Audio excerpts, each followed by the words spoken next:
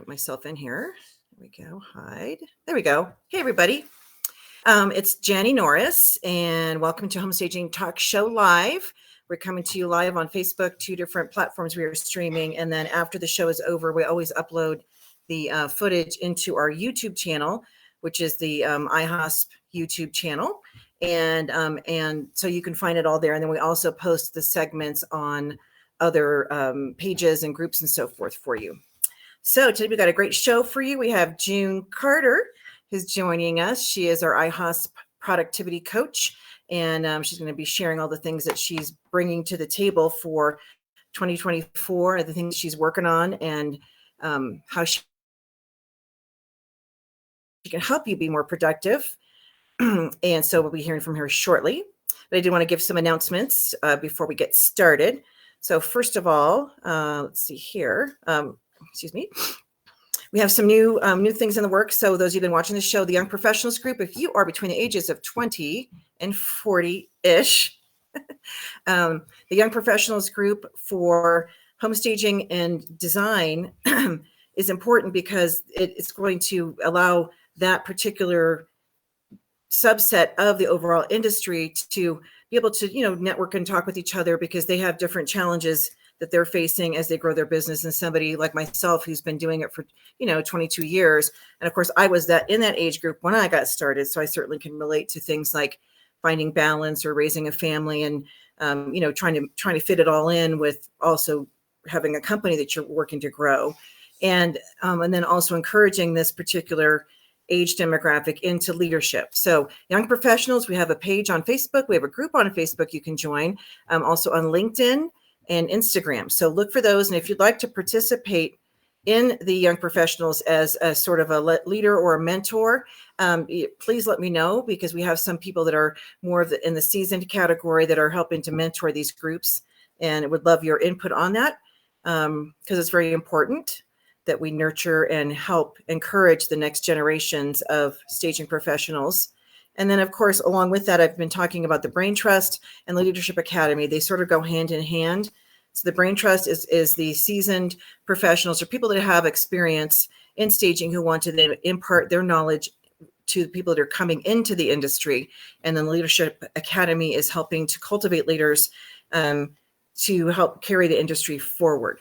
So those are both in the works right now. If you would like to participate in either one of those, simply reach out to me. But right now, do not use my email, my Jenny at IAHSP email, the JENNIE at IAHSP is disabled. I sent out reminders for renewals through GMass, which is allowed, and Google just shut down my email. I can't get into anything, which is really bad because it's all everything, how to run the association, everything is in my Gmail. So anyhow, we're working on getting that figured out. So do not email me right now through that email. You can message me on Facebook. There's other ways you can get in touch with me with my cell phone and so forth. But I just want to let you know that I cannot access that email right now. And hopefully today it'll be resolved, if not shortly. Wanted to remind you all on the IAHSP platform, the Hive Pro platform is the on-demand education, the podcast, the audio courses, books. There's a lot of things on there that you can utilize and access for ongoing education and just, to, tap into what's available. Some of the items on there are paid and some are complimentary, no charge. And of course, if you have a course or a guide or something you've put together that you would like to put onto the Hive, just let us know. And there's a process you go through to submit all that, but it's fairly simple. And then you could be making money from your expertise as well and contribute. Some of the things we have on the Hive, just so you know, here's a graphic here.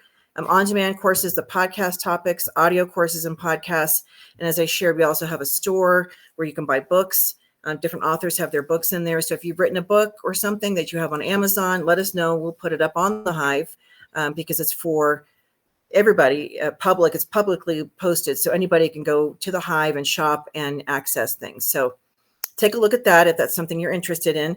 And also don't forget that IAHSP pays for referrals. So if you refer a colleague into the association, when they fill out their membership to join, there's a line that asks them who refers you. And if your name is in there, then you would get a 10% referral fee for that. So Don't forget that that is another way that you can make income from our platform.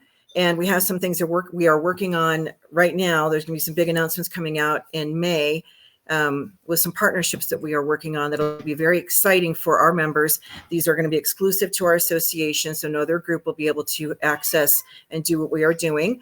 So that's always something that's important to me when I talk with different entities, as far as not only adding value to our membership, but also making things that are exclusive, because we don't, it's when you set up a partnership, you don't want them to go then run to somebody else and go, hey, look what we're doing here, and then copy that. So we like to be able to provide things that nobody else is getting, because again, that adds value to the membership in our association. And so there's 4 different things that we are working on right now that will be really, really beneficial for all of you. And in addition to the different companies that we are partnering with. So stay tuned on that. I think that's pretty much all I have for announcements. Don't forget to get your properties in for the awards. The awards portal, you go to the platform, the IAHSP site, and click on events, and you'll see the awards for 2024. Those need to be submitted by April 30th is the cutoff. April 30th is the cutoff for submitting your properties to be considered for the awards. And there is a fee to submit. So that is the first time that we've done this. There is a fee to submit a property, and that helps to pay for the actual award itself and the platform and so forth. And it's a nominal amount, but it's enough to help us cover a lot of the expenses that we have put out for years and years on behalf of the awards. So you'll see that when you first log in or go to the site. And then again, there's all different categories, from vacant to occupied to design. So take a look at that. And again, April 30th is the cutoff, and then the judging will start. Okay. I think that is everything. So June, are you ready to come in? All right, I'm going to bring her in. June Carter, getting the countdown. Good morning. Hello. Hello, everybody. Good morning. Good morning. Hey, and those of you that are watching, by the way, if you write a comment, go ahead and please sign your comment so that we can see you, because right now I don't see any names in here, but it's also, let's see, home staging. Now go here, the page. Because we're streaming to more than one page destination, I can't see the comments. I mean, I can see the comments. I can't see who's posting them. That's what I'll say. So if you are writing something, please sign it so we can say, hey, to whoever you are. And June Carter. June Carter is our productivity coach for the association, and she is so much more than that. And so for those people that have been living under a rock, maybe, and they don't know who you are, go ahead and introduce yourself and tell people where you live and what you do.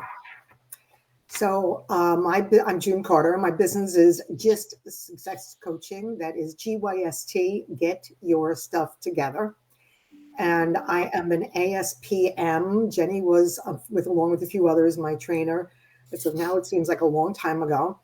And I'm on the IAHSP website as the home stager coach.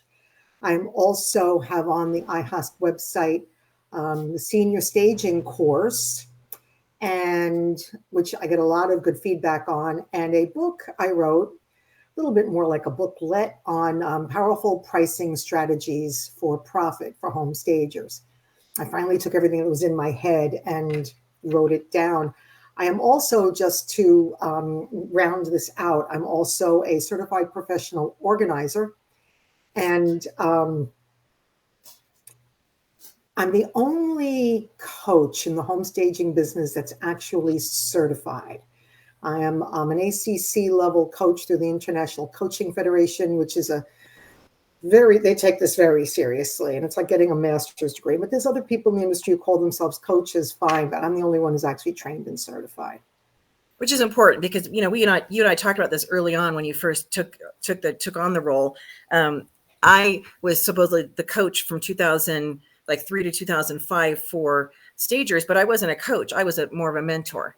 And There's a difference between mentoring, which what I told people to do was like, do these things, follow these steps, find 50 people, blah, blah, blah, make calls. So it was just giving them a to-do list, but it wasn't really coaching. And so there is a difference between that. And your approach to coaching also is more holistic. It's not just looking at the business and that's it. It's because the business is part of who we are and it's part of our entire life. So the coaching then that you do really takes a look at the overall picture. So can you talk a little bit about how you do that?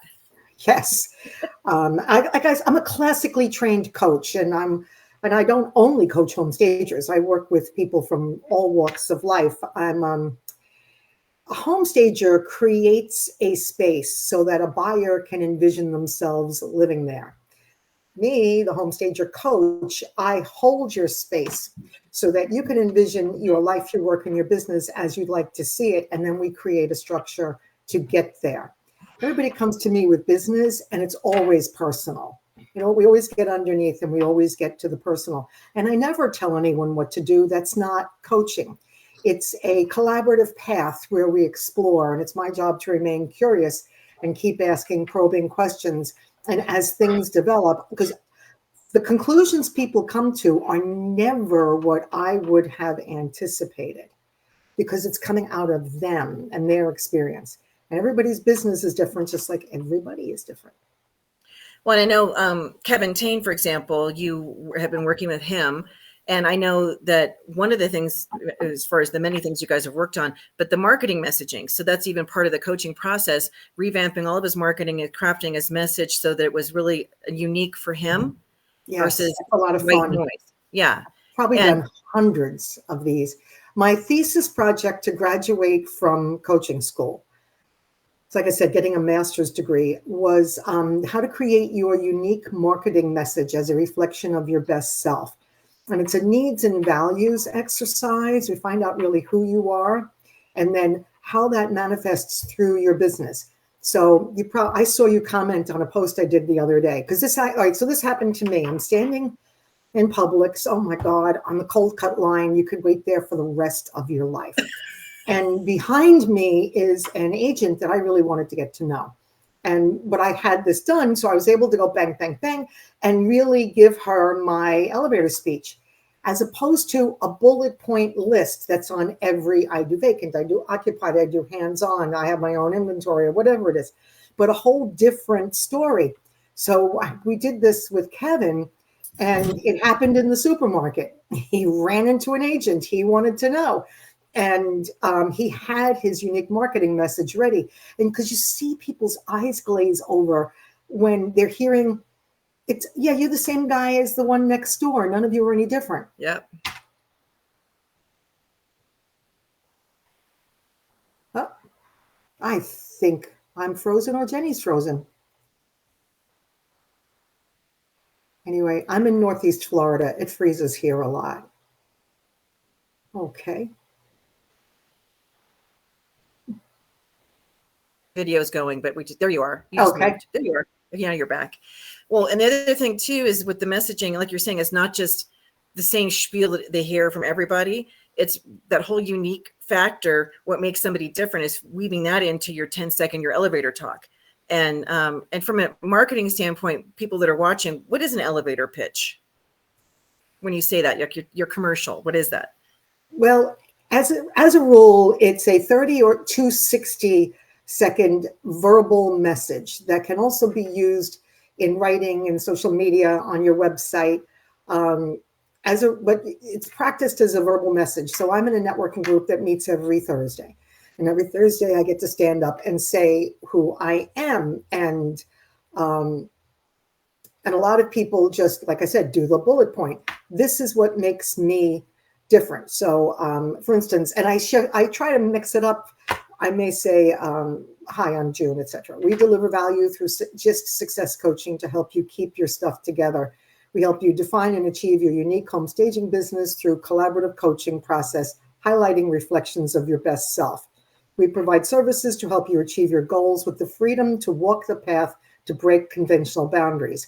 When you express your business's vision and passion, you'll have the peace of mind that you have created your unique marketing message. And I like to add, when you partner, I always like to use the when you partner. When you partner with just success coaching, you will benefit from gains in creating your distinctive home staging business. You will be able to express your experience and knowledge in a compelling marketing message. And then always the ask, let's schedule a time to get together. So no other coach is going to say what I say, because what you can't see is all of my needs and values are all strewn in there what I bring to the party and what makes me unique and different as a coach.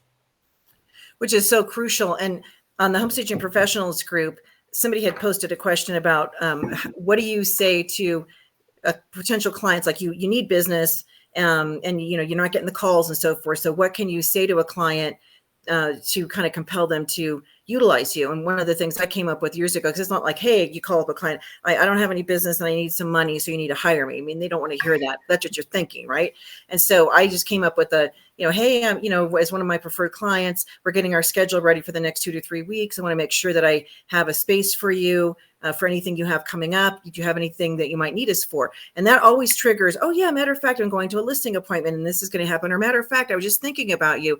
And so you become top of mind, but it's a nice way, because you're saying one of my preferred clients and you're giving them a timeline and wanting to give them, making sure you have space for them. So that's a technique I've used to be able to then solicit business without feeling like desperado. But any kind of, messaging like that, where phrasing, you have to practice that, your 10-second, your 30-second, your 60-second, so that when you're in the cold cut line and you see that realtor or potential client, or somebody just says, hey, what do you do, that you're ready for that. And then, but I love that you wove all of the value add, because a lot of people oh, I make houses look pretty, or I'm a home stager, and they think people know what that is.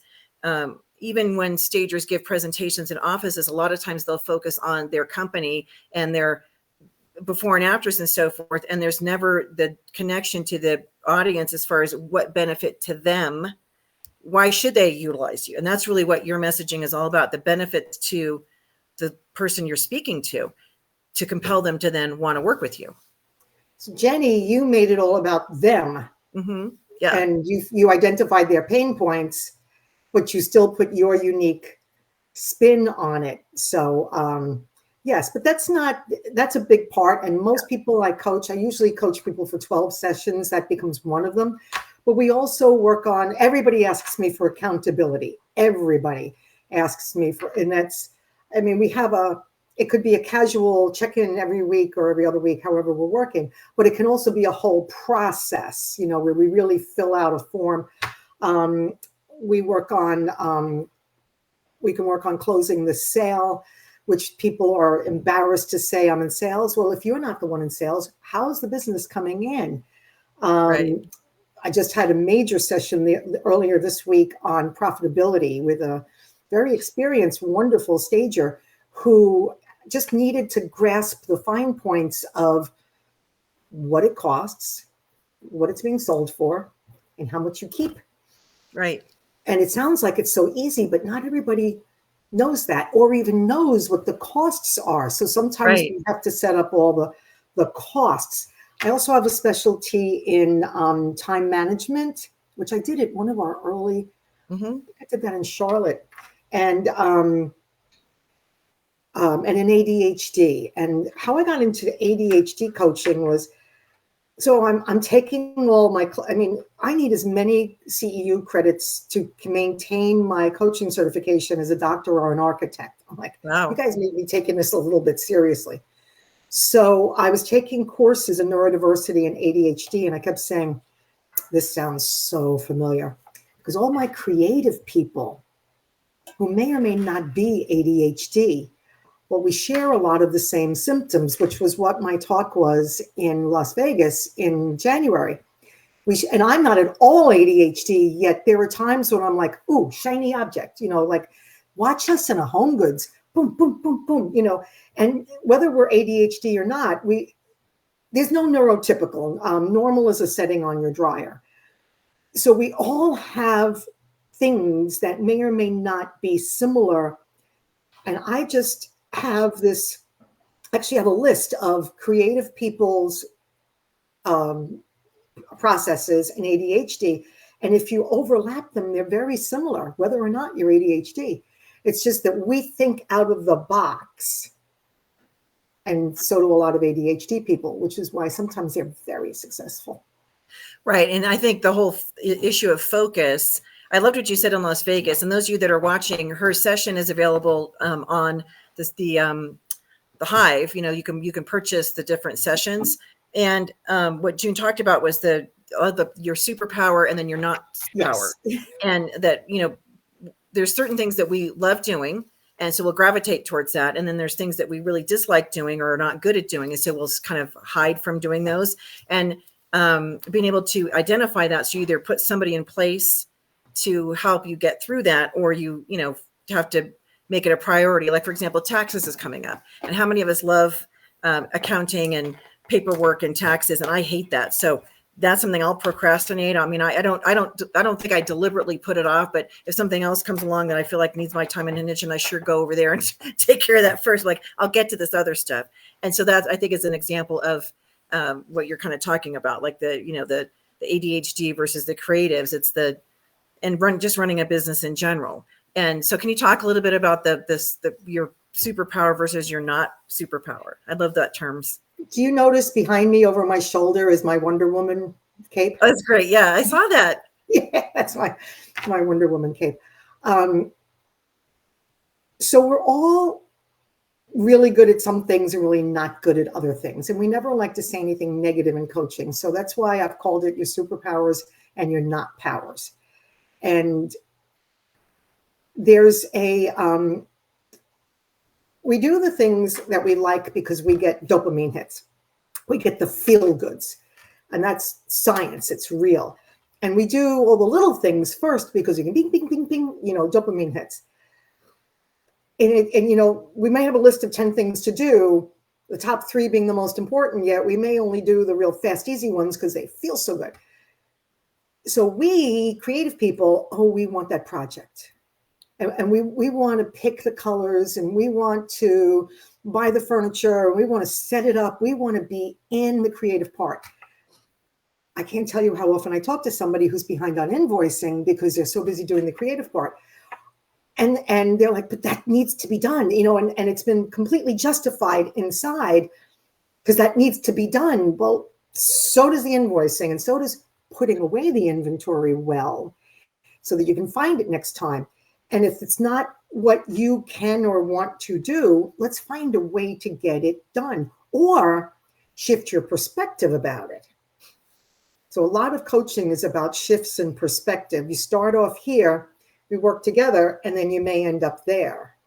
And I think at least understand it. If you're going to give it to somebody else to do, at least understand it. Right. Yeah, you need to know all the aspects of your business, even if you pass something off.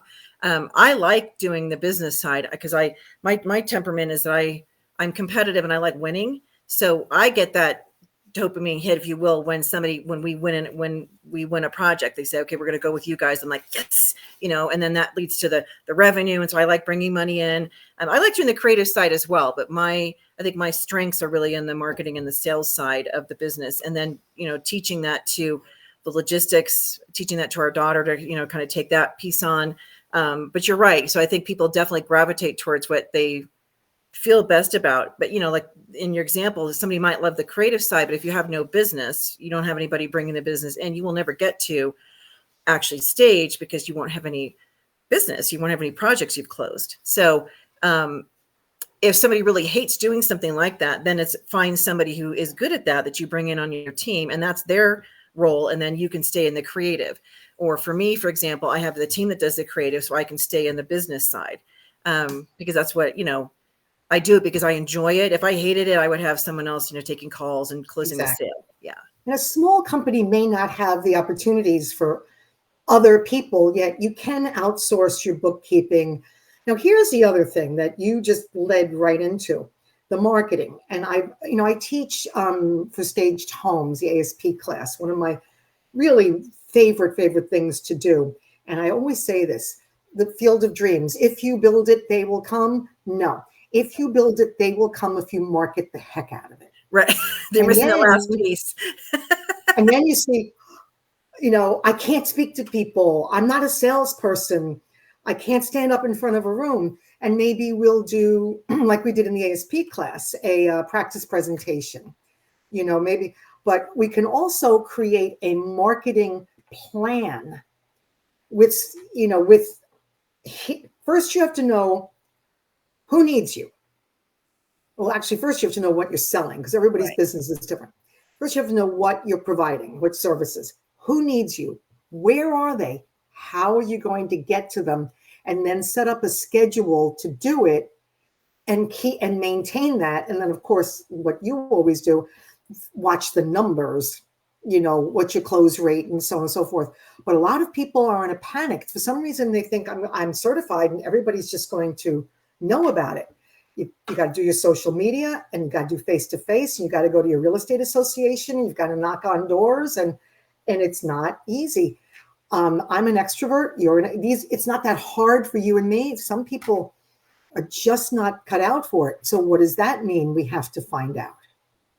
Right. And I mean, what I love about staging is that it is relationship based. So, when I would teach stagers too, it's like, you don't need 100 people calling you for business all the time. If you have 15 to 20 loyal clients that are using you regularly, you'll have a lot of volume. And so it's finding those 15 to 20 and finding people that you want to be in business with, because the whole concept of like, I'm going to appeal to every single person and I want to work with every client, that's a fallacy. And sometimes you don't know that you don't want to work with a client until you work with them one time and you're thinking like, never again. And so, because it's either the way they treat you, or that they weren't ready, or just who they are as a person, you discover some things that like, okay, we don't jive. And so you can pick your clients, which is great. But it is relationships. So you got to do FaceTime. As long as I've been in the industry, there's still, vendor fairs that happen with our realtor boards. And so there's one coming up in May, and, we have a lot of business, but I'm going to have a booth there and I will be present, because if I'm not there and the agents and the board all go and they don't see Sensational Home Staging there, they'll think like, oh, are they still in business? And it's because it's out of sight, out of mind. And exactly. So you have to be visually present for sure. Yeah. So we really have to help people get to that place of comfortability with talking about themselves. I've always said that confidence plus humility will get you to where you need to go to. And because I can't talk about myself and what I do well. And I do encourage anybody to take the ASPM course, because you'll really get into a lot of that in a group. Honestly, during we saw people choke and then help them work through it. We saw them and help them work through it. But the ASPM course is going to break open a lot of that and take your business to the next level. I work with people after they're certified. If somebody comes to me and they're not certified yet, I may do a power session with them to figure out what's the best way for them to get certified. What's the best way for them to learn or train? Is it an at-home self-paced course, in person, 3 days in a row, like I like to teach it the best? After they're trained, that's when I come in for the uniqueness of you and your business. And I have a lot of people come. I have one of these right now. I'm in the industry 10 years. I need a reset. I get that a lot too. Yeah.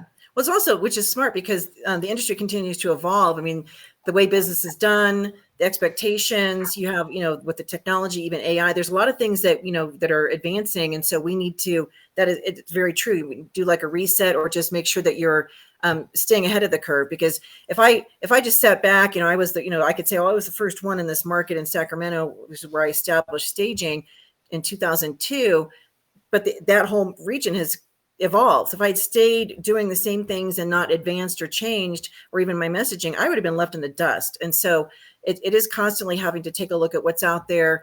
I feel like the people that are afraid to talk to people, I can't get up in front of them, it's because you're thinking about yourself. And so get yourself out of the way, think about them and how you're going to help them. And so when your focus is on how can I help this other person achieve the results they want, and you realize that you're bringing something of benefit that's actually helping them, your whole mindset shifts, because you're not asking them, you're not selling them, you're not asking them to give you money for something that they don't need. You're offering to help them achieve their goals and solve a challenge. And so it's like we have to get out of our own way and ask, like, how is your business? And, you can talk about staging and your services and so forth, but ask them, how is your business? What are your business goals for this year? Listing agents right now, and I blogged about this with the whole NAR thing, listings will become king. because the buying side of the transaction is the unknown factor. Those buyer's agents, they don't know what they're going to get paid, perhaps. That whole thing is sort of up in the air, but the listings are king. And so a listing agent then has to stand out from their competition. And staging is one of those things that allow them to do that. So I think every stager's messaging needs to be elevate yourself above your competition, or compete on equal footing by incorporating staging. This is how I can help you. That to me is a no-brainer. And we all say, oh, I'll sell your house faster and for more money. And it's so much more than that. Yeah. You know that I consider us space therapists. Yeah, I love that. And I consider us productivity experts, because the definition of productivity, of which my sub certification is a certified productivity coach. The definition of productivity is more output from the same input. So you have this input of this house. What's the output is whatever the money that home seller is going to make on it. We stage it, we've increased the productivity of that house. So it's more output. And I also want to say, thank you for reaching out to the younger people. Now, Jerry Seinfeld says, watch out for the kids. They're here to replace us, which is the good news, actually. And I would love to see younger people. The first time I ever heard of staging, this is funny. I used to live in Long Island. Now I'm in Northeast Florida. And I used to speak at the various colleges on a variety of topics, sales and materials and whatever. So I was at Nassau Community College, which is actually a really good two-year school with a really good interior design program. And the teacher there, who had come from HOK, she'd come from big architectural firms, she said, I don't know. I have had 2 students come up to me and say they want to go into home staging. And I'm like, what is that and why? You know, they're damning the memory of Frank Lloyd Wright kind of attitude. She was freaking out. And I thought, I don't even know. This is like 15. I don't even know what she's talking about.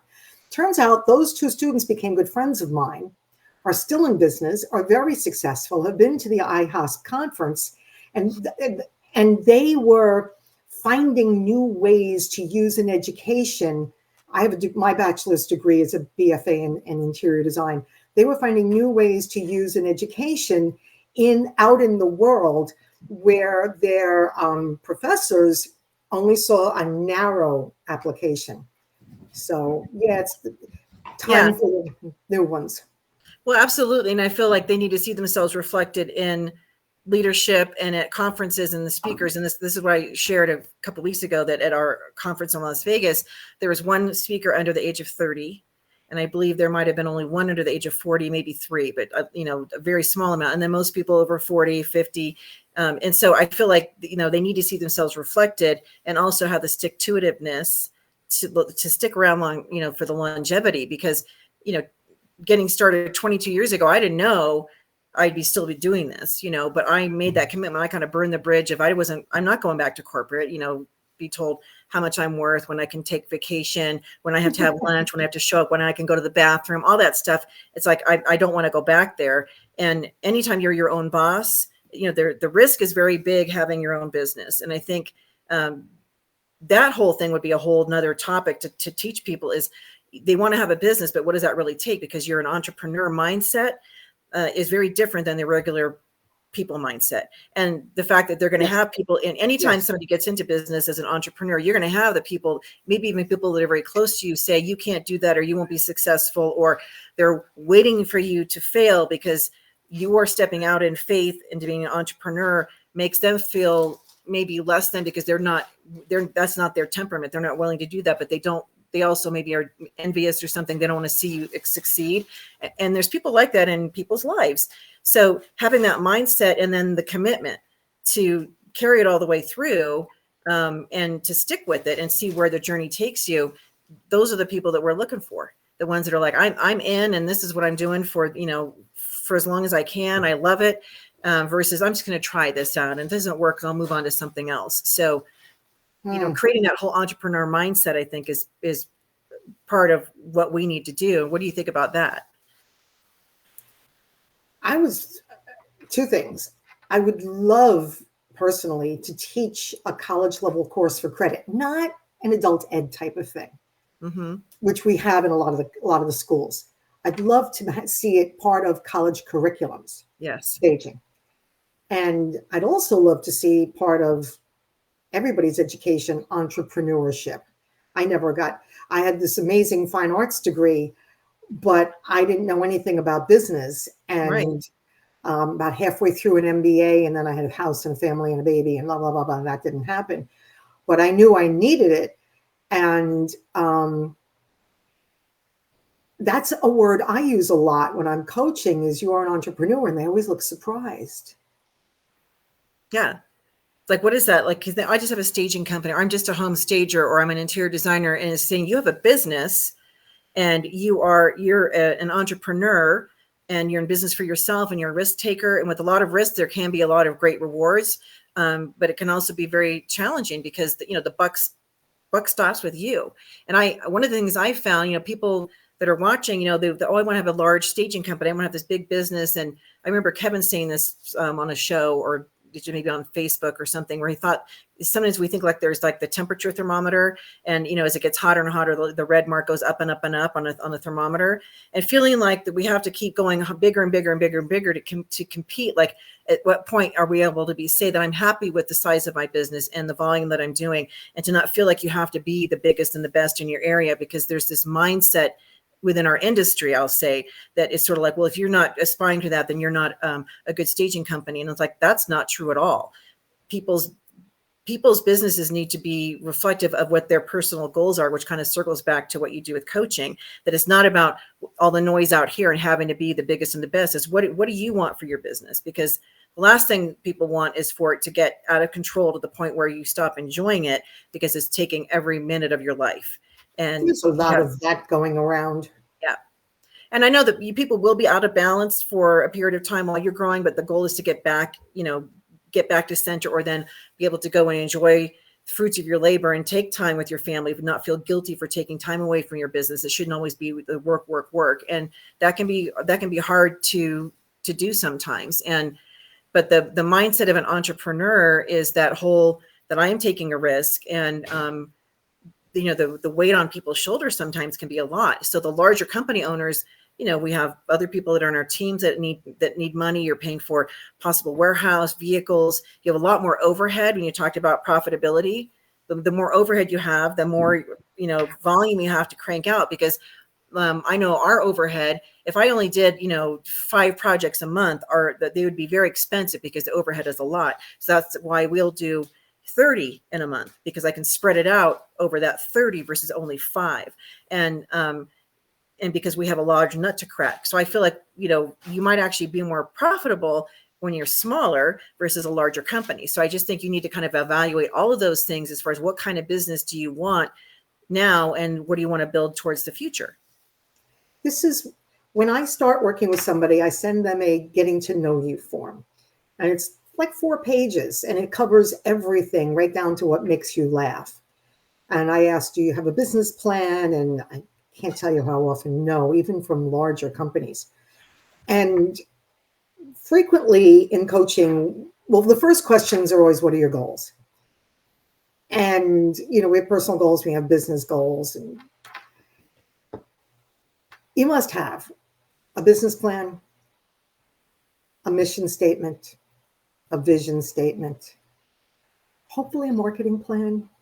But that's not even as important as the business plan. The other thing is, a lot of people say, I want to sell this business in 5 or 10 years. Well, you got to start now. Right. They're going to want to see 5 years at minimum, more like 7, of financials, and even more than financials. Sometimes they want to see an employee handbook and a policies and procedures manual. They want to see annual business plans and see how it's grown and developed, where you started, where you got it to, so they know what the projection is. Now, I'm not talking numbers, but the projection of the corporate culture. So I had this conversation last week, and week after week, she can't. Now, I don't tell anybody what to do, but week after week, this stager cannot get to an employee handbook. And she knows it's important in her case. Well, what are your other options? And why is it important? And what will it do for you? And ultimately, the decision was to hire somebody to do it for her. and like, you know, there are legal people who specialize in that. Right. So well, you need all those documents unless you're a hobbyist, which is fine too. Yeah. Just know it and define yourself that way. Right. Yeah. And I think the SOPs and, you know, what's expected from each person on the team is definitely important to document. I have for years always, you know, going back to the money side, because I like to track, you know, that type of thing. So I'll track all the revenues on a monthly basis. I can tell you exactly how many, right down to the dollar, how much new business we brought in every month for the last decade. And then Cool. it creates a pie, you know, the bar graph and pie chart. So I can actually see, like I just did the numbers for March, and we came in this year, we came in second highest of all time for the revenue, but I can kind of see that the peaks and the valleys of how the business grows. So that'll be helpful for people to coming in, like, you know, for selling. If somebody had that, they could look and see the growth of the company. And is it plateaued out? You know, when COVID hit, how did that impact the business? You know, the spikes, you know, as the market shifts, how is that impacting your business volume? And so being able to do that, that's very easy to do. That was a spreadsheet, and then putting the numbers into a thing that creates the bar graph. So it's, you know, that's you bring not up an interesting point. A lot of people can't do spreadsheets. And I'm always surprised, or they need, this was one I run into a lot. Going to talk to the real estate agents' offices. I don't know how to do PowerPoint. Because it's a lot of second and third career people, and they may or may not ever have had to learn that stuff. Well, it's time, and there are tutorials, there are millennials who can help you through it, or you just simply sit and start clicking and figure it out. Now, I will provide people with basic spreadsheets. Like we have, you also have some of them in your in the ASP class, you know, some real basic spreadsheets. But it doesn't do you any good unless you personalize it for yourself. So you have to know how to do those columns and what the formulas mean. And, oh, you want to make 20% of that? Click, click, click, add 20%. The next column shows you what you're going to charge them. So I'm encouraging people to get into, and that's not technology anymore. That's using a cell phone as opposed to a rotary phone. Right. You know, we're past that point. We're not talking technology, but learn PowerPoint and learn Excel. Right. Excel. You can even, Canva does the presentation, but you have to be able to put a presentation together.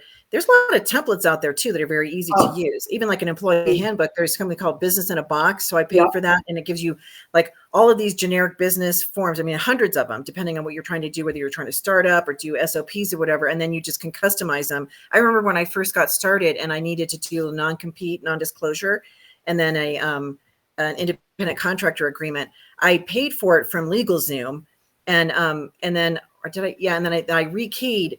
Back then they didn't send you like the actual document or whatever, so I retyped the entire thing for the non-compete, and then I was able to customize it for myself. But then I was able to share that with a lot of other colleagues because that it was so complicated. And so you don't have to do that anymore. You just pay money, or there's even like free templates out there. So the technology has made it so much easier.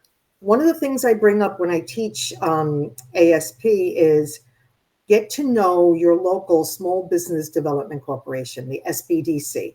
And there's probably one within an hour's drive from every single place in the United States. And it is free. We like to say complimentary for things, right, Jenny? No, this is free because our tax dollars pay for it. And these people are just dying for you to walk in. They're business advisors.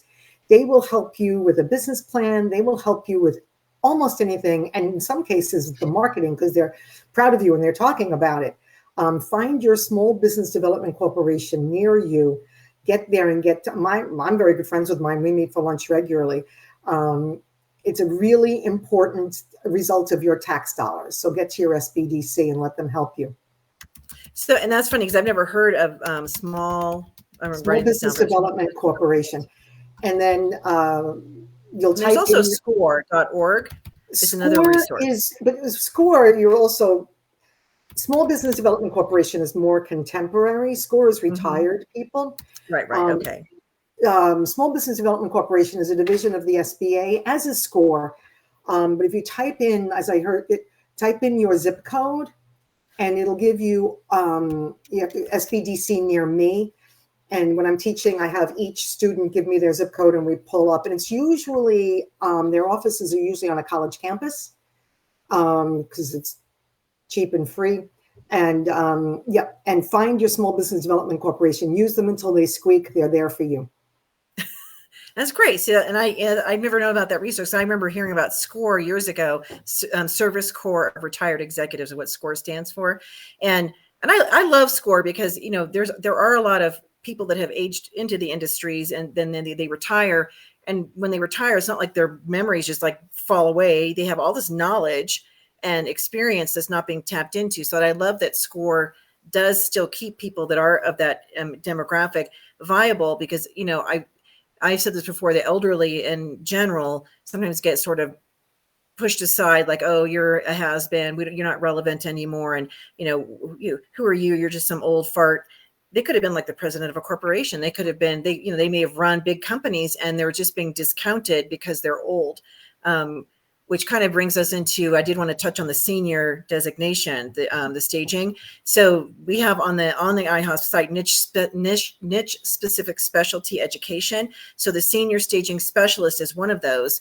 And so can just talk briefly about that before we end for the day, because I think it's really important that people understand that that's a part of our industry that requires specific special skills to be able to work with. So I'm in Northeast Florida on an island, Amelia Island. We're a little bit north of Jacksonville and right on the water. You can see Georgia from the dock. Wow. It's beautiful, but a lot of retirees. It's Florida, but it's specifically on a vacation-y type of island. And I was starting to get project after project after project of elderly people, because people move here in their 60s when they're retiring, and now they're in their late 80s or 90s, and they're either moving on one way or another, and they have a house load of stuff yet again. They downsized when they came here, and now they have, but they're not physically or even sometimes mentally capable of doing the work themselves. So I actually was teaching staged homes ASP out in the Panhandle, which, where that drive down 10 is brutal. So it's like a 7-hour drive with almost no bathrooms and definitely no coffee. And so I was way out on the Emerald Coast, and they asked me if I would develop a course for them on senior staging. And I did. And then you and I talked, and you said, oh, we need to develop a course on senior. I said, I have it. So we spiffed it up and we updated it. You updated it, and then I updated it in the last year or so. New numbers and, just a few new things.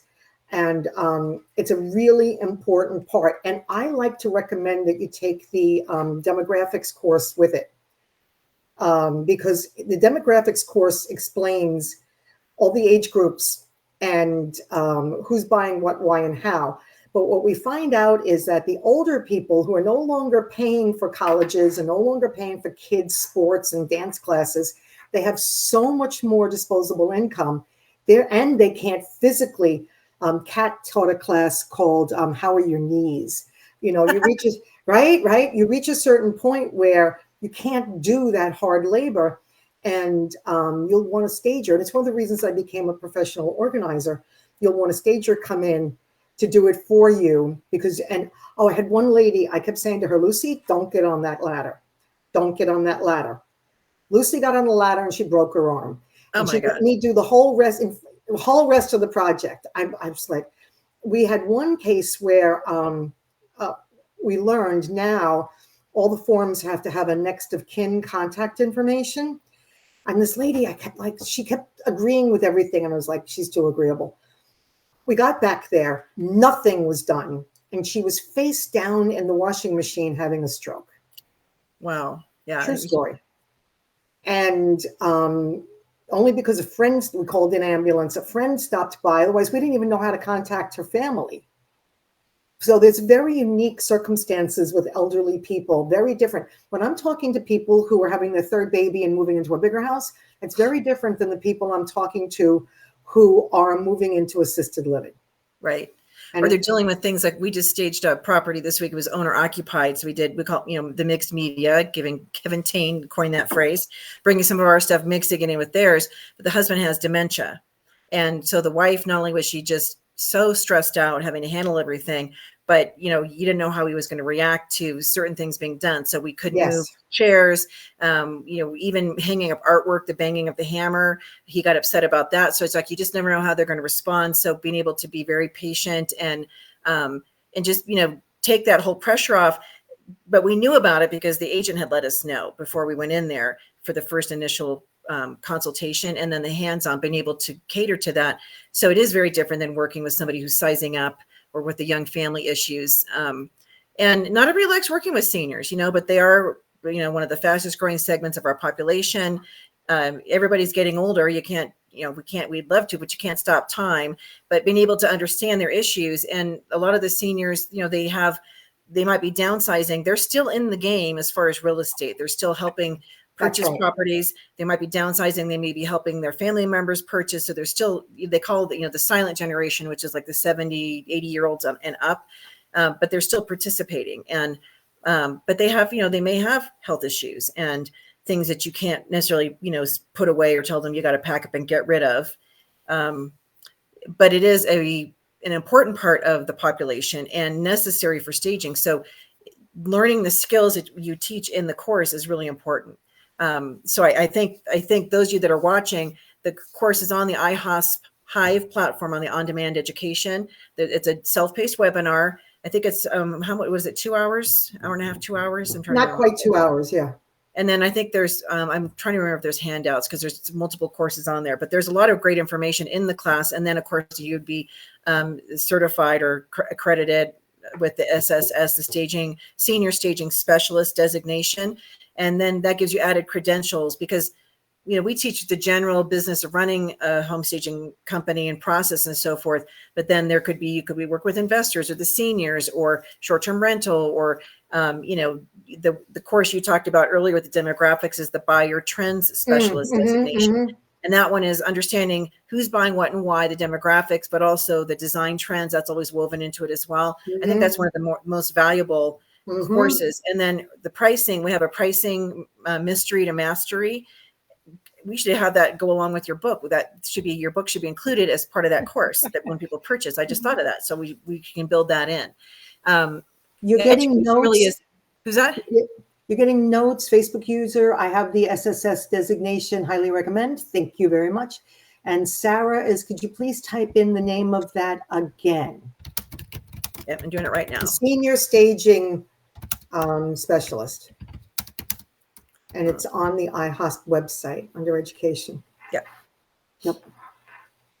Yeah. So we'll build in your book. We'll include that in there somehow. We'll increase the price of this. So on demand. So I just put that in there. Senior staging specialist, and then the buyer trends specialist course.